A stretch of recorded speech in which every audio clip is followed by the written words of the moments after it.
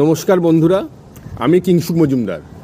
আজ আমি আপনাদের কাছে নিয়ে এসেছি প্রখ্যাত সাহিত্যিক শ্রী হিমাদ্রি কিশোর দাশগুপ্তের লেখা খাজুরাও সুন্দরী উপন্যাসটির পাঠপ্রতিক্রিয়া। ভারতের ইতিহাসের পটভূমিতে রচিত দুই ভিন্ন ঐতিহাসিক প্রেম কাহিনী খাজুরাও সুন্দরী এবং একা কুম্ভ রয়েছে এই উপন্যাসটিতে। রাজা মহারাজাদের বীরত্ব, পরাক্রম প্রভৃতি গুণাবলী সাথে থাকে নারী শরীরকে ভোগ করার এক আদিম কামুক মনোভাব, তা উঠে এসেছে এই উপন্যাসে। প্রথমটির নাম খাজুরাও সুন্দরী। চান্দেল রাজ বিদ্যাধরের নির্দেশে রাজধানী খরজুরবাহকে নির্মিত হয় এক কন্দরীয় মহাদেব মন্দির। মন্দির বা স্থাপত্যে মিথুন মূর্তি থাকলে নাকি বজ্রপাত হয় না, তাই মন্দিরের বিভিন্ন ক্ষোভ ভরাট করা হয়েছিল সুরসুন্দরীদের মিথুন মূর্তি দিয়ে। বৃহন্নলা বিকর্ণা তত্ত্বাবধানে ভিনদেশি এক ব্যবসায়ীদের কাছ থেকে 28 জন দেবদাসীকে কেনা হয় মন্দিরের সুরসুন্দরীদের মূর্তি নির্মাণ কাজের জন্য। মগধ, উজ্জয়িনী, কামরূপ, কনৌজ, ত্রিপুরী, দাসবাজার থেকে এদের নিয়ে আসা হয়েছে এদের দেখে মিথুন ভাস্কর্য, যৌন ভাস্কর্য নির্মাণ করার জন্য। এই অসহায় নারীদের সম্পূর্ণ বস্ত্রহীন করে তাদের নগ্নমূর্তি রচনা করেন ভাস্কররা। পাথরে খোদিত হয় তাদের নিখুঁত দেহসৌষ্ঠব। এদের মধ্যে একজন ছিলেন অপরূপ রূপযৌবনের অধিকারিণী মিত্রাবিন্দা। সে প্রথমে রাজি না হলেও পরে তাকে রাজি হতে হয় এই মৈথুন ভাস্কর্যের মডেল হতে। সে আত্মহত্যা করতে নিজের বুকে ছুরি কাটতে যায়, কিন্তু কর্তব্যরত সৈনিক রাহিল তাকে বাঁচিয়ে নেয়। এইভাবে তারা পরিচিত হয় একে অপরের সাথে। চান্দেল রাজের প্রধান সেনাপতি মহাসৈন্যাধ্যক্ষ উগ্রায়ুধ প্রকটক্ষ মন্দিরের রক্ষী বাহিনীর প্রধান। এই মন্দির নগরীতে যত মন্দির আছে তাদের পুরোহিতদের অধিপতি হলেন পুরোহিত শ্রেষ্ঠ অকৃতদার অনুদেব। সব রিপুকে তিনি জয় করেছেন। সত্যি কি তাই?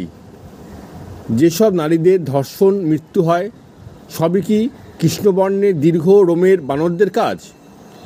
বৃদ্ধ ভাস্কর মাহবা বা প্রধান ভাস্কর চিত্রবান কি আদৌ অনুগত? গভীর রাতে তান্ত্রিক যোগী কি যক্ষ হয়ে ঘুরে বেড়ায়?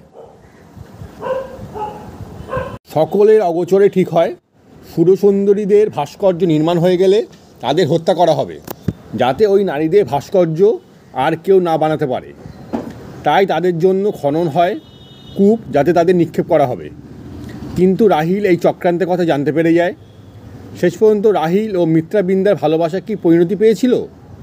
মিত্রাবিন্দা কি সত্যিই মুক্তি পেয়েছিল, নাকি তাদের এই প্রেম এক ভয়ঙ্কর পরিণতির দিকে এগিয়ে যায়?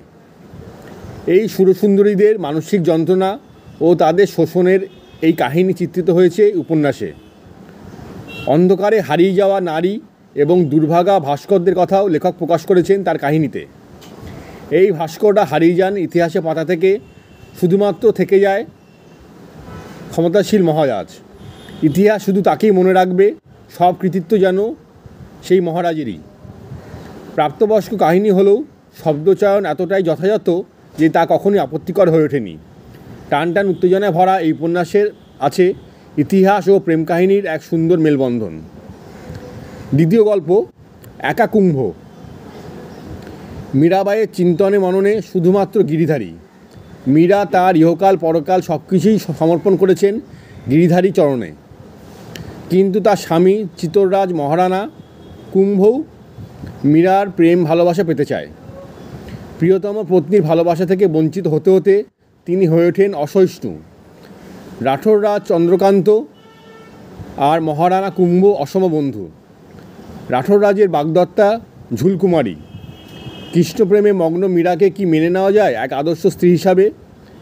ভালোবাসা মর্যাদা কি সত্যি দিতে পেরেছিল মীরা? শেষ পর্যন্ত কি মহারানা কুম্ভ পান তার ঈপ্সিত নারীকে?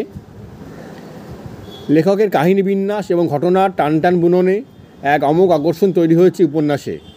বেশ উত্তেজনায় ভরা গতিময় কাহিনী। বন্ধুরা, যে এই পর্যন্তই। আমি আগামীকাল আসবো আবার অন্য কোনো একটি উপন্যাসের পাঠ্যপত্রিকা নিয়ে। ভালো থাকবেন সবাই। নমস্কার।